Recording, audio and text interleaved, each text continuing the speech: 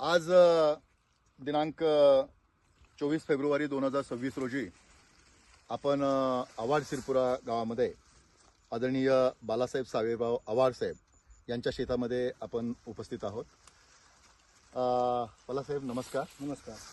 आज इथं शेतामध्ये आल्यानंतर असं दिसतंय की तुमच्या ऊसामध्ये फुटव्याचं प्रमाण भयंकर आहे. तर तुम्ही नक्की काय प्रयोग केलाय जरा सांगा. ही प्रयोग साहेब का नाही हा. एक नवीन प्रयोग केला मी.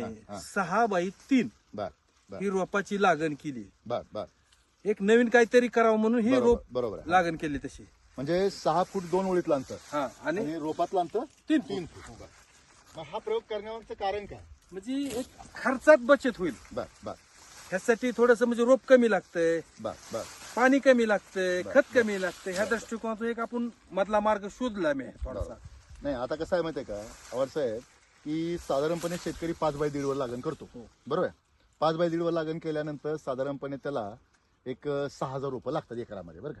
आता तुम्ही 6x3 वर लागण केली. किती रोपं लागली तुम्हाला? ह्याला 2440 रोप लागले. 2440 रोपं लागली. म्हणजे जवळजवळ तुम्ही 1/3 रोपं कमी कमी केले.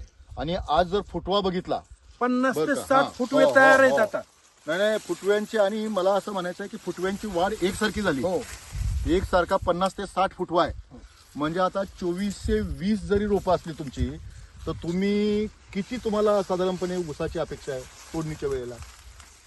ऊसाच्या अपेक्षा हा. एक 50 ते 60 जगले तर भरपूर झाले. बर बर बर बर त्याच्यातले ही सगळे जगणार नाही साहेब. नाही म्हणणार काही ना म्हणजे काही. तुमचं असं म्हणणं आहे की 50 ते 60,000 एकरी जरी राहिले भरपूर तरी झाले. भरपूर झाले.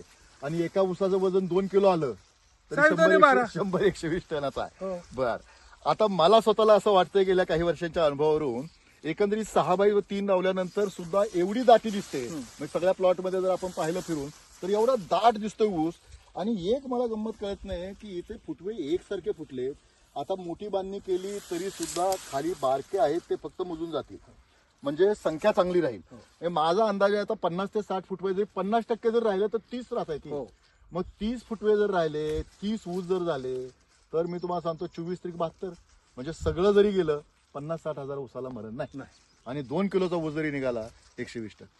तर शेतकरी बंधूंनो, बालासाहेब आव्हाड साहेबांनी जो प्रयोग केलाय तो प्रयोग तुमच्या लक्षात आला असेल की त्यांचं एक मत आहे की बाबा आपण कारण नसताना ऊसाची रोपं जास्त लावतो, त्याच्यावरती खर्च करतो.